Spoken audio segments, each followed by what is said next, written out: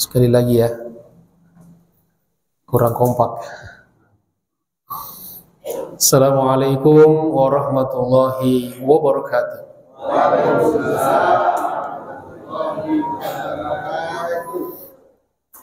Alhamdulillah, alhamdulillahirabbil alamin, wa bihi nasta'inu ala umuri dunya waddin. Allahumma salli wa sallim wa barik ala hadzal nabiyil karim wa ala alihi wa sahabatihi wat tabi'in wa man tabi'ahum bi ihsanin ila yaumiddin. Faqad qala Allah subhanahu wa ta'ala, yarfa'illahu alladhina amanu minkum walladhina utul ilma darajat. Wa qala an-nabiy sallallahu alaihi wasallam, man salaka tariqan yaltamisu fihi ilman sahhalallahu lahu bihi tariqan ilal jannah. Allahumma 'allimna ma yanfa'una wa anfa'na bima 'allamtana. Allahumma ij'alna sabura waj'alna syakura waj'alna fi a'yunina saghira wa fi a'yunin nasi kabira. Allahumma lakal hamdu wa ilaikal mushtaka wa antal musta'an wa la haula wa la quwwata illa billahil aliyyil azim. Ma'asyiral muslimin rahimakumullah, wabil khusus para asatidz, para orang tua, tokoh masyarakat, segenap pengurus DKM Masjid Baitur Rahman, serta jamaah sekalian, Bapak Ibu, saudara-saudaraku yang insya Allah semua kita senantiasa dimuliakan dan dirahmati oleh Allah Subhanahu wa Ta'ala. Apa kabar semuanya? Sehat ya? Alhamdulillah, setelah kita sholat subuh berjamaah, kita tidak membiarkan speedometer pahala kita berhenti berputar, maka kita lanjut berada di masjid ini. Kita niatkan pertama untuk i'tikaf, kemudian kita niatkan silaturahim.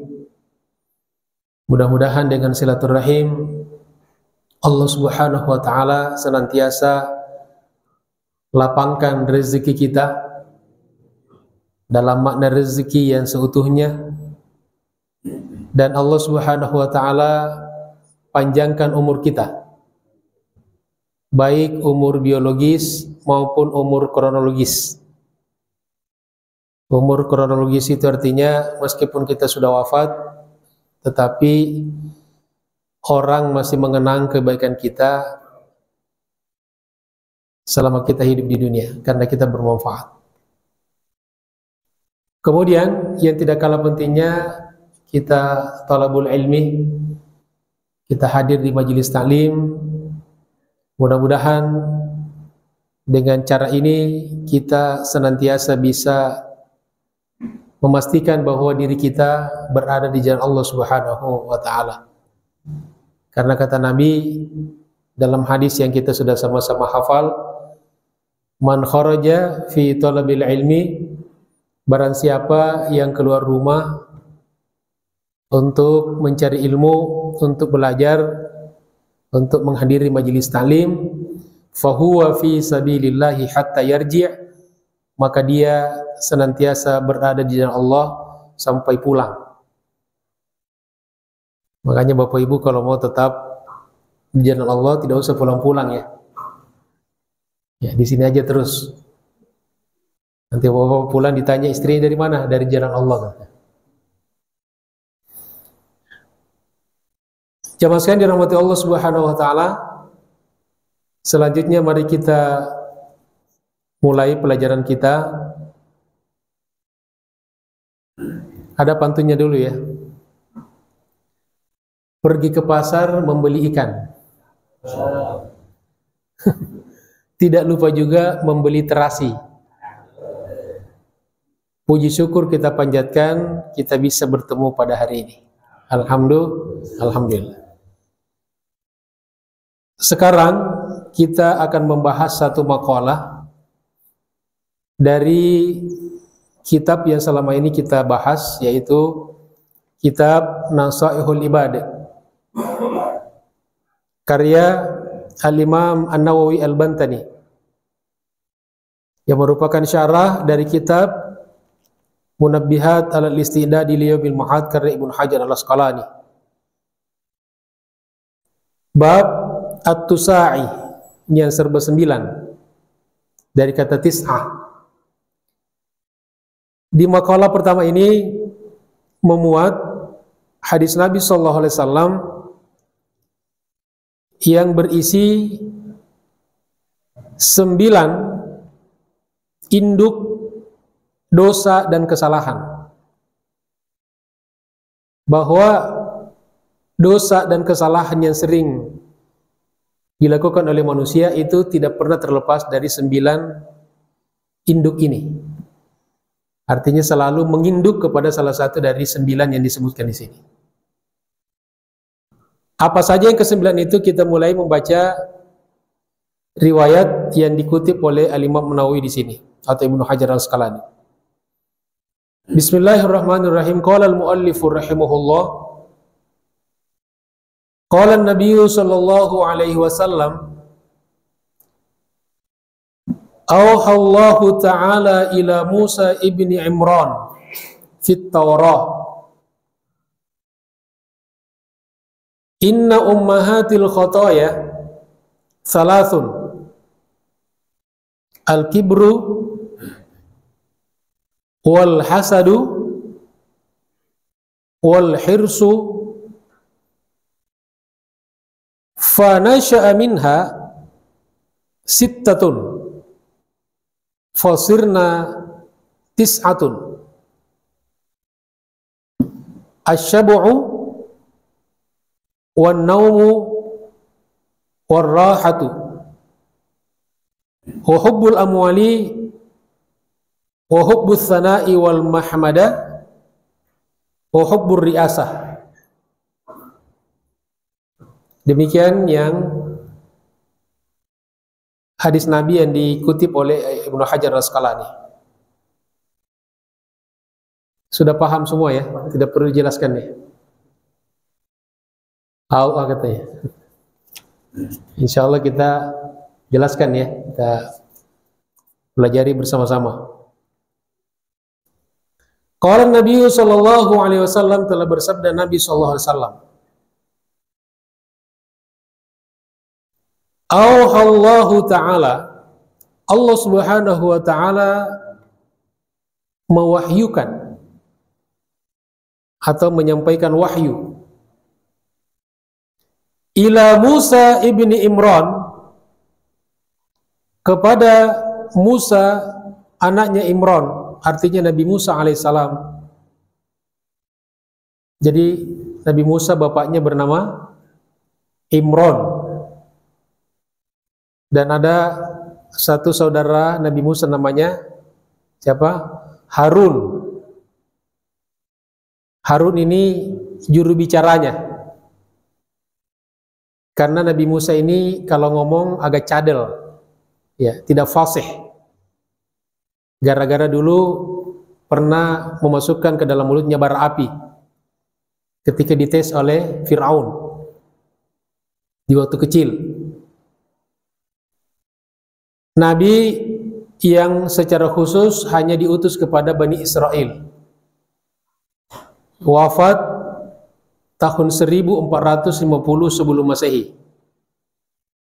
Jadi sudah ribuan tahun yang lalu. Fit Taurati, di dalam Taurat. Jadi ini isi Taurat. Yang tentu kitab-kitab samawi sebelum Al-Quran sama isinya dengan isi Al-Quran. Substansinya sama. Jadi Nabi mengatakan Allah Subhanahu wa Ta'ala memberikan wahyu kepada Nabi Musa anaknya Imran di dalam Taurat. Apa isinya? Inna ummahatil khotoya, sesungguhnya ummahat jamak dari Kalau satu ibu induk ummun, kalau banyak ummahat. Jadi ummahat ini ibu-ibu. Jadi sesungguhnya ibu-ibu, induknya, induk-induk, al-khotoya jamak dari khoti'ah, kesalahan. Kalau khotoya banyak kesalahan, ya, termasuk kesalahan input katanya. Ya, salah tapi kok seluruh Indonesia gitu. Jadi banyak kesalahan. Sesungguhnya induk dari semua kesalahan-kesalahan, yaitu dosa-dosa, kemaksiatan-kemaksiatan. Salasun, ada 3. Salasah, wahid, isnani, salasah. Lalu Nabi menyebutkan satu persatu di sini. Yang pertama, al-kibru. Induk kesalahan-kesalahan yang pertama, kata Nabi, al-kibru. Apa al-kibru? Kesombongan. Dari situlah kata takabbur, merasa besar. Jadi Bapak Ibu pernah melihat ayam jago berantem ya? Ketika mau berantem, itu dia kembangkan bulunya ya. Nah itu dalam bahasa Arab namanya takabbur. Jadi dia membesarkan dirinya untuk mengesankan kepada lawan bahwa dia besar. Itu cara binatang seperti itu. Hampir semua binatang kalau mau berantem itu dia mengesankan, memberikan kesan kepada lawannya bahwa dia besar.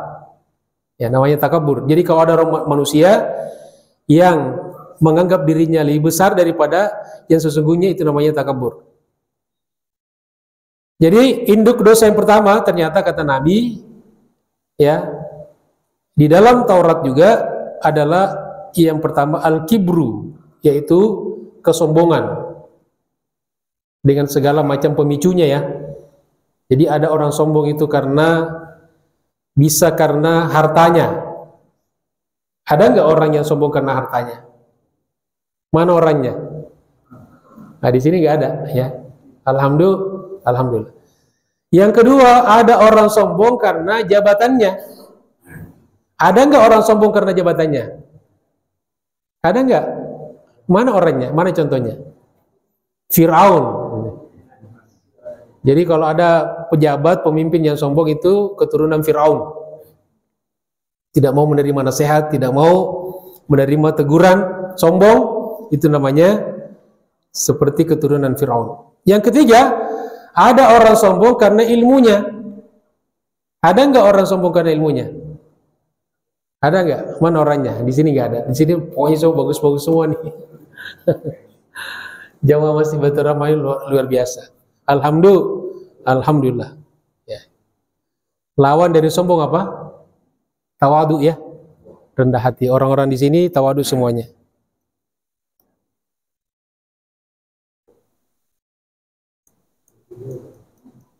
Ini tawadu juga ini.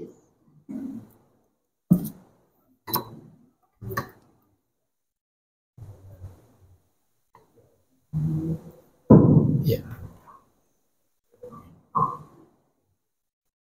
Kita lanjut ya. Jadi induk dosa yang pertama apa? Takabur, al-kibru.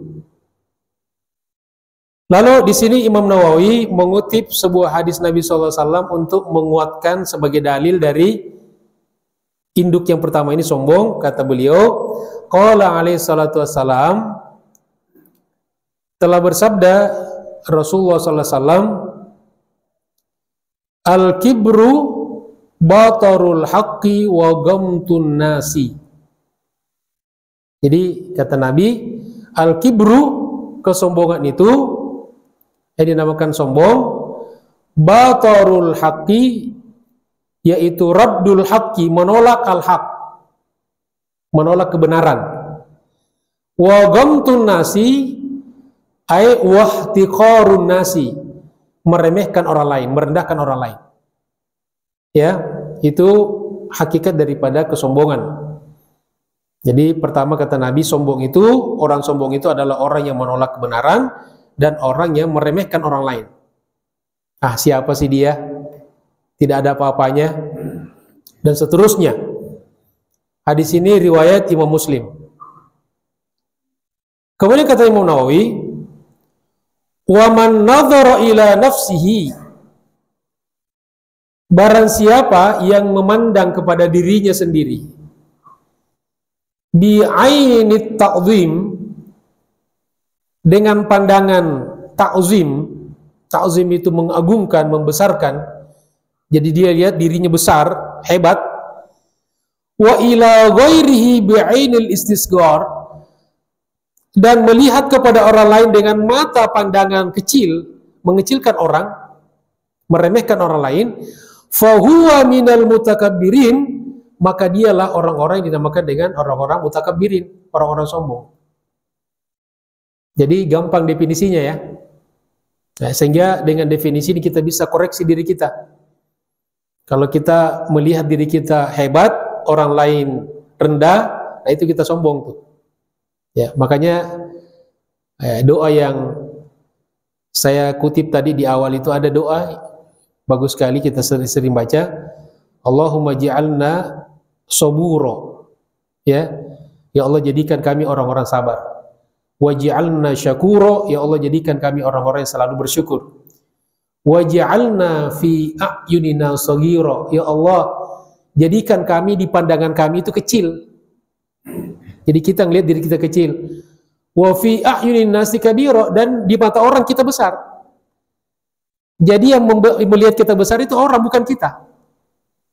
Kalau kebesaran kita rasakan dari diri kita, kita sombong.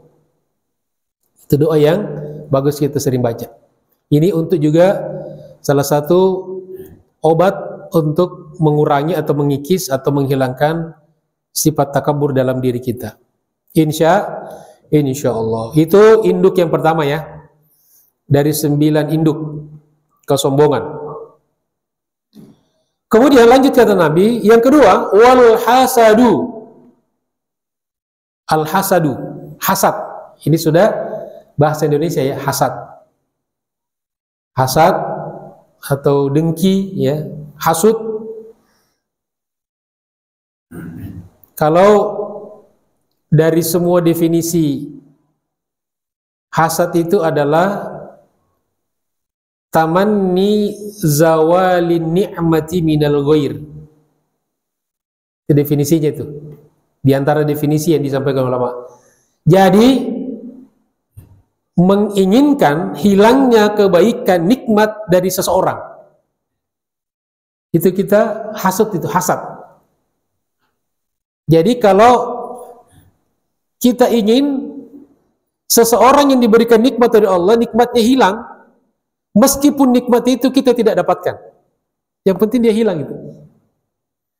Kita senang lihat orang susah, susah ngelihat orang senang, itu inti daripada hasad itu. Semoga Allah lindungi kita dari sifat ini. Kira-kira ada nggak dalam diri kita sifat seperti itu? Kita kadang-kadang terlintas seperti itu. Ya. Tetapi jamaah sekalian, ada kata Nabi hasad yang dibenarkan. Ini hasad syariah ya. Hasad syariah yang dibenarkan secara syar'i. Kalau hasad yang dibenarkan secara syar'i itu namanya kata Nabi, la hasada illa fisnataini, tidak ada hasad, tidak dibenarkan hasad kecuali kepada 2 orang. Rajulun atahullahu ilman, atau rajulun atahullahul Qur'an fa rajulun atahu ilman, rajulun atahullahul Qur'an faqama bihi ana al-laili wa atrafan nahar. Kita dibolehkan hasad, iri kepada 2 orang. Yang pertama, yang diberikan oleh Allah Subhanahu wa taala ilmu atau Al-Qur'an, dan orang itu siang malam sibuk berinteraksi dengan Al-Qur'an dan ilmu itu. Dan yang kedua, wa rajulun atahu Allahu malan fa anfaqahu fi sabilillahi ana al-laili wa atrafan nahar. Yang kedua, kita dibolehkan iri atau hasad kepada seseorang yang diberikan oleh Allah Subhanahu wa taala harta, lalu dia infakkan hartanya di jalan Allah siang malam. Ada nggak kira-kira orang seperti itu? Ada nggak? Pasti ada. Nah, kepada dua orang itulah kita dibolehkan iri. Ya, artinya di sini iri yang dibenarkan ya. Tetapi pada umumnya, secara umum hasad itu dilarang, bahkan merupakan salah satu induk daripada dosa dan kesalahan. Lalu di sini Imam Nawawi mengutip sebuah perkataan dari Muawiyah, sahabat Nabi, semoga Allah meridhoinya. Kata Muawiyah, "Laisa fi khisali syarri a'dalu minal hasadi." Tidak ada di dalam isi daripada kejahatan yang sama, yang bisa menyamai daripada hasad. Jadi artinya hasad ini luar biasa nih. Daya rusaknya, keburukannya luar biasa. Makanya di hadis lain kata Nabi, "Iyyakum wal hasada," jauhilah hasad, fa innal hasada, karena hasad itu fa innal hasada tufsidul a'mala kama tufsidu an-narul hatabah. Iyyakum wal hasada, jauhilah hasad, fa innal hasada, karena sesungguhnya hasud atau hasad ta'kulul hasanat, bisa memakan, artinya menghancurkan amal-amal kebaikan kita, kama ta'kulun narul hatabah, sebagaimana api bisa membakar dan menghancurkan kayu kering. Coba kita ambil kayu kering, ambil kertas kering, daun kering, kita bakar. Cepat terbakar enggak? Cepat habis. Nah, begitu juga orang hasud tuh, kita sudah qiyamul lail, sedekah, ya, ikut pengajian. Tapi kalau ada hasad ini, amal-amal yang lainnya bisa hancur, ya. Hancurnya tidak tanggung-tanggung. Nabi menggambarkan seperti ya hancurnya kayu kering, daun kering ketika dibakar itu. Semoga Allah lindungi kita dari segala macam bentuk hasad. Amin ya rabbal alamin. Induk yang pertama al-kibru, sombong. Yang kedua al-hasadu, hasad, iri. Kemudian yang ketiga kata Nabi, wal hirsu, ambisi. Di sini kata Imam Nawawi, alat dunia, ambisi kepada dunia yang meluap-luap. Bahwa ambisi itu dalam batas-batas normal bagus, tapi ketika sudah melewati batas, ya sudah meluap-luap, ini al-hirsu yang dilarang. Jadi ternyata ambisi yang berlebihan ini juga bisa merupakan salah satu bentuk daripada induk dosa dan kesalahan.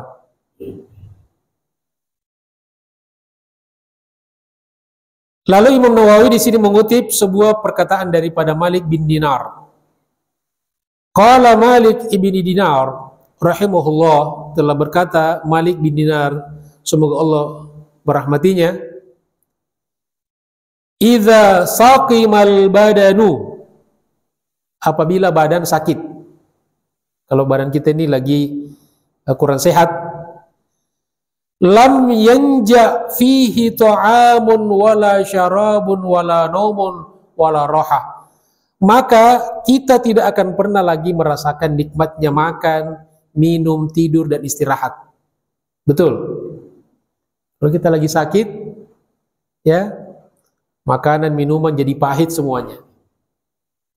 Betul ya? Makanya ada orang yang usulin kalau Dijenguk itu jangan ketika sakit, ketika sehat. Dan kita kadang-kadang dijenguk keluarga kalau sudah sakit, bawa makanan enak nih, enak loh. Ya. Nah kemarin-kemarin kemana aja? Sekarang udah pahit. Paling kalau kita udah diimpus, bawa jeruk, bawa macam-macam gitu kan, yang makan siapa? Yang jaga. Enak loh, enak katanya, bener enak, kata siapa? Kata yang jaga, enak banget. Jadi jangan nunggu saudara kita sakit baru kita jenguk, kirimin makanan enak. Ketika sehat, insya Allah.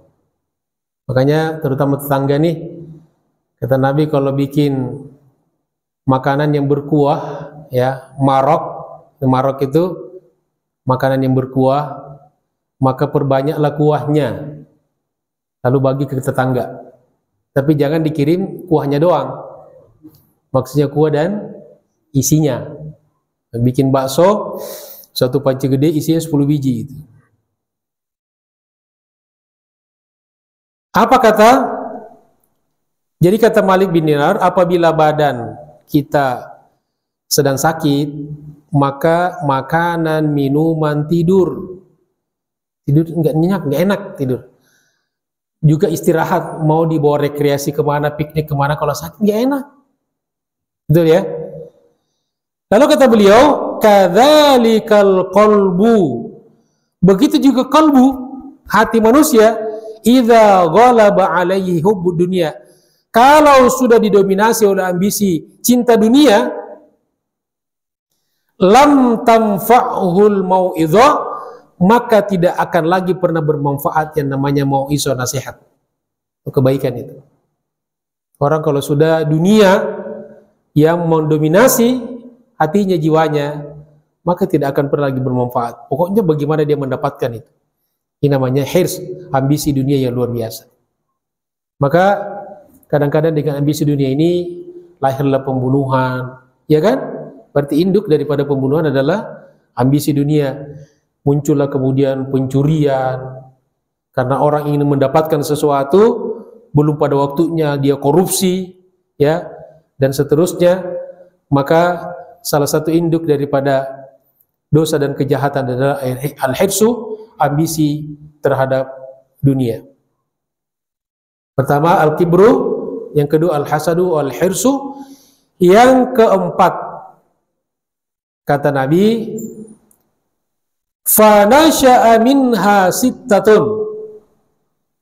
Dari tiga tadi itu, al-kibru, al-hasadu, al-hirsu, kemudian lahir enam induk yang lain.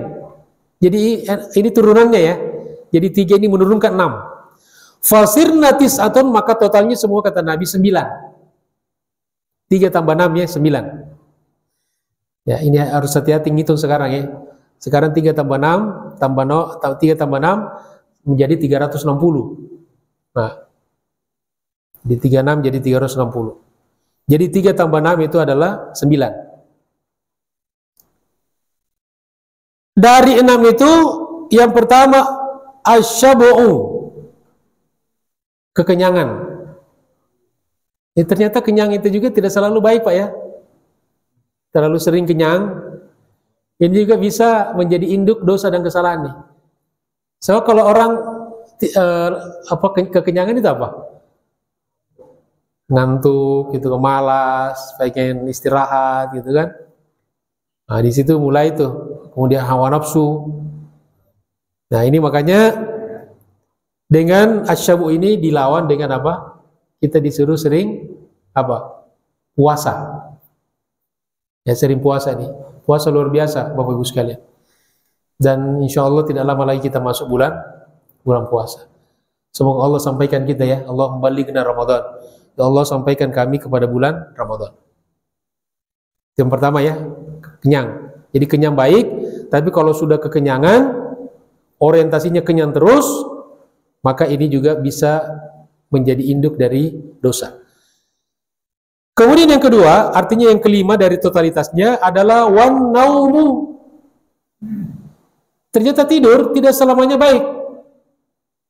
Kalau berlebihan bisa menjadi penyakit. Betul ya?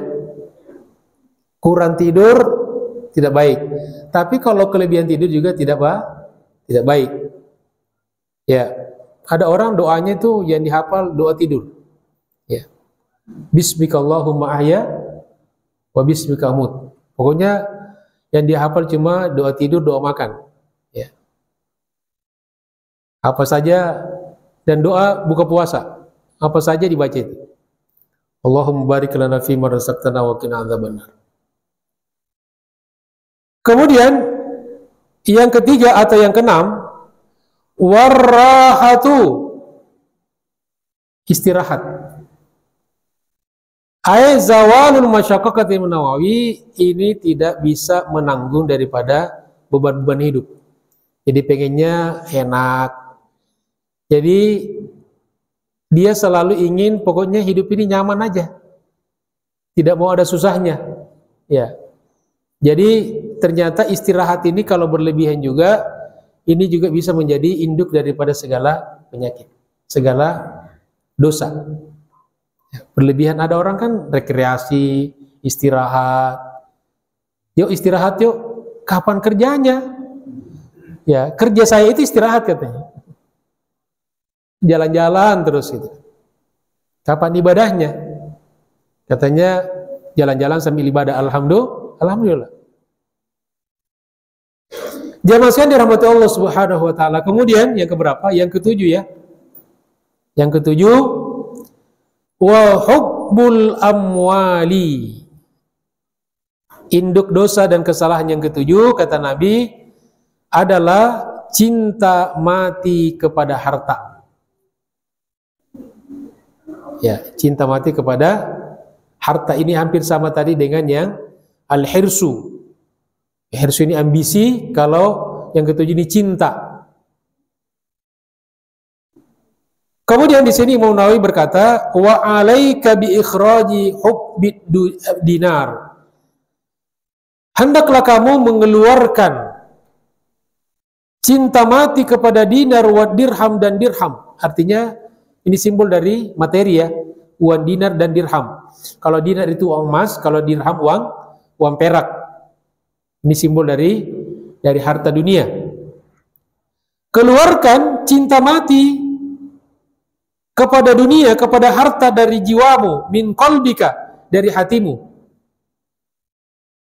Hatta yasirani indaka bimanzilatil hajari wal madar.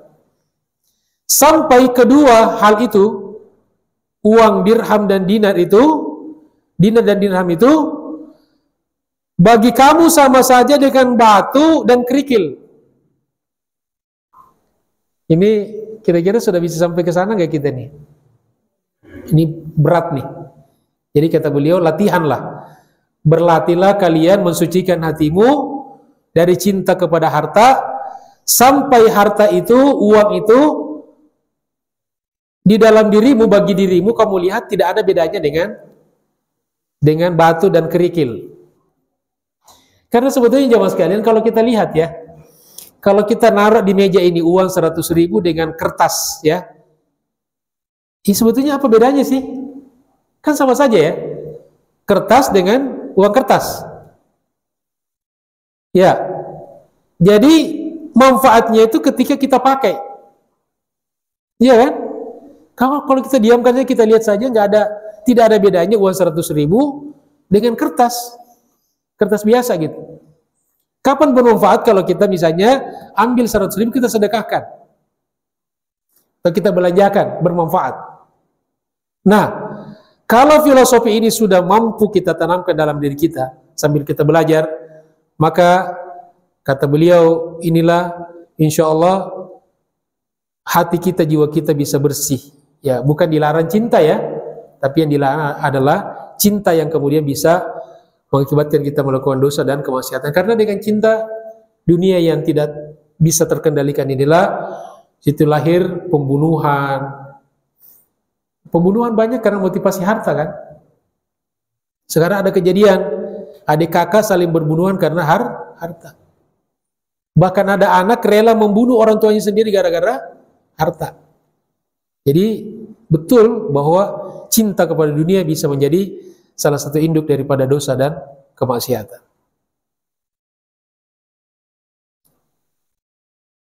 Ma'asyiral muslimin rahimakumullah, jemaah sekalian dirahmati Allah Subhanahu wa taala. Kemudian induk yang ke-8 kata Nabi, wa hubbus tsana'i wal mahmadah. Cinta atau gemar dipuji dan disanjung. Nah, ini hati-hati nih.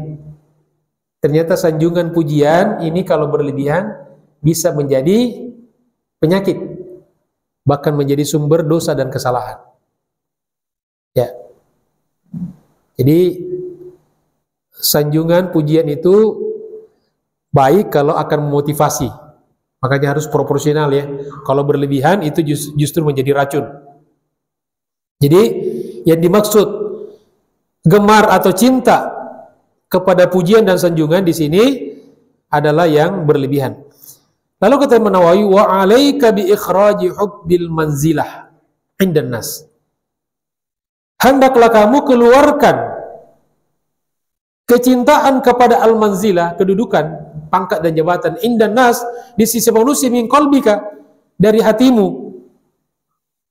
Jangan ambisi. Ya, jadi keluarkan, kan ada orang selalu pengen dapat jabatan terus. Ya, karena kalau sudah cinta mati kepada jabatan, maka dia akan menghalalkan segala cara. Yang penting saya dapat, yang penting saya berkuasa dengan cara apapun. Di situ bahayanya itu. Maka kata Imam Nawawi, keluarkanlah cinta kepada pangkat dan jabatan di sisi manusia dari hatimu, hatta yastawi indaka maduhuhum wa dhammuhum, sampai dalam dirimu sama saja kamu dipuji atau dicela atau dikritik. Ini juga pelajaran yang berat. Jadi ada istilah dipuji tidak terbang, dikritik atau dicaci tidak tumbang. Itu kita sudah hebat itu kalau seperti itu.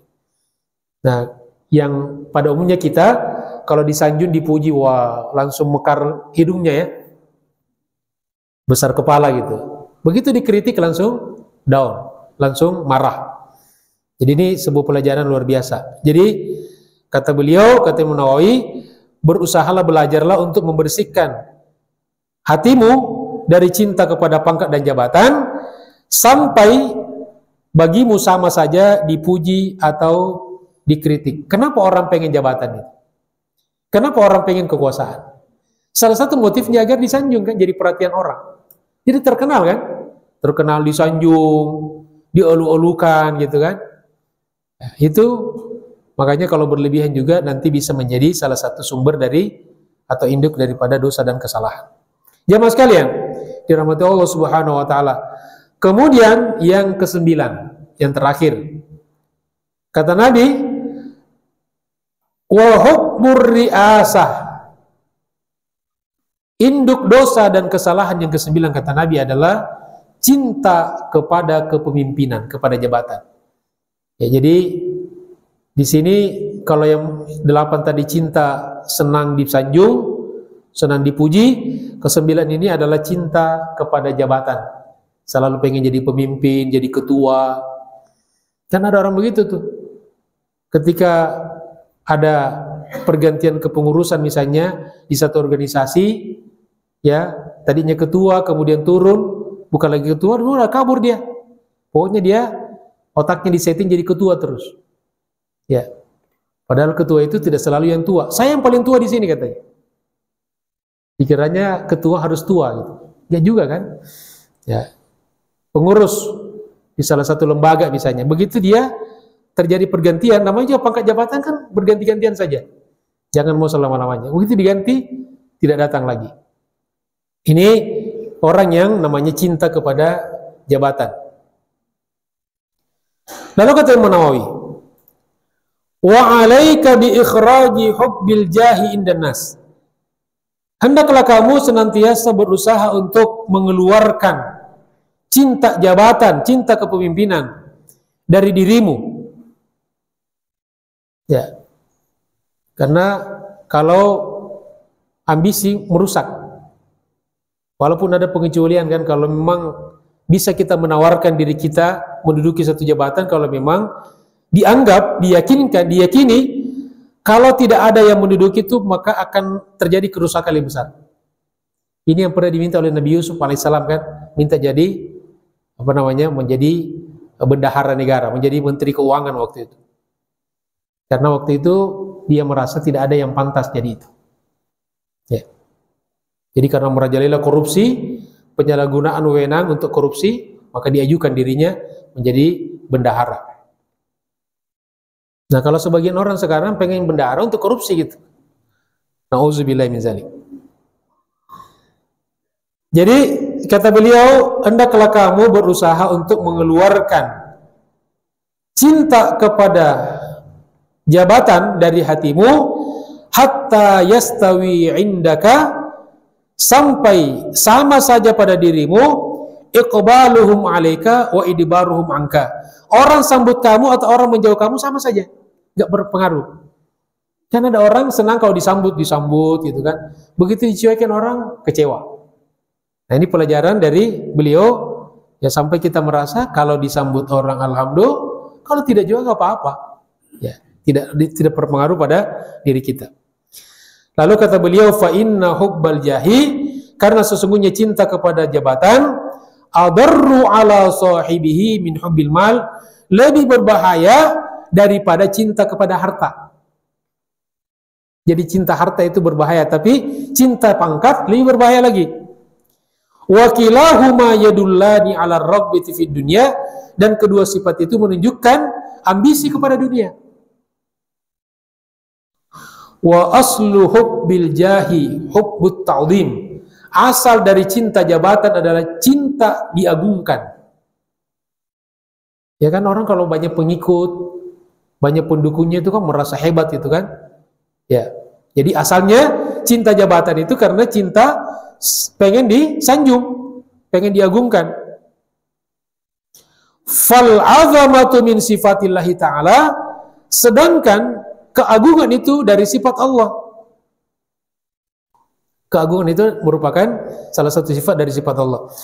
Wa amma hubbul mali, adapun cinta kepada harta, fa asluhu hubbut tamattu bisyahwat, maka aslinya itu adalah cinta kepada bersenang-senang dengan pelampiasan hawa nafsu.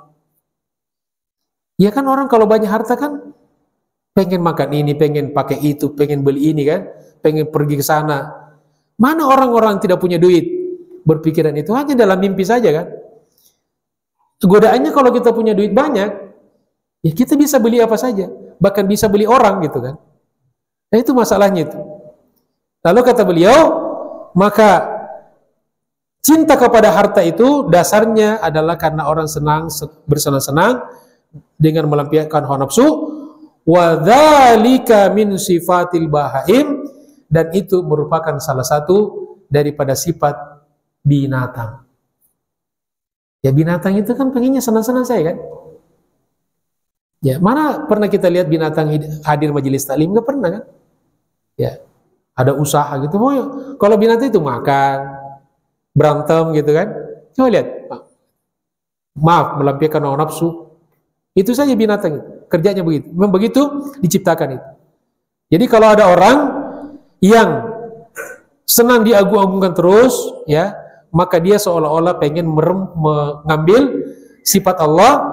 Sedangkan kalau ada orang yang selalu ingin saja bersenang-senang, maka itu mengambil daripada sifat binatang. Semoga Allah Subhanahu wa taala lindungin kita dari segala macam kesalahan, terutama dari induk-induk atau 9 induk ummahatil khotoya ini, 9 induk daripada dosa dan kesalahan. Dan semoga Allah Subhanahu wa taala ampuni dosa-dosa dan kesalahan-kesalahan kita di masa lalu. Begitu juga Allah ampuni dosa-dosa dan kesalahan kedua orang tua kita, terutama yang sudah meninggalkan kita. Amin ya rabbal alamin. Demikianlah jamaah sekalian, bahasan kita pada pagi hari ini. Temanya adalah 9 induk dosa dan kesalahan. Mudah-mudahan bermanfaat. Terima kasih atas segala perhatiannya. Mohon maaf atas segala kekurangannya. Dan sebelum kita tutup, mungkin ada yang mau menambahkan atau bertanya. Silakan.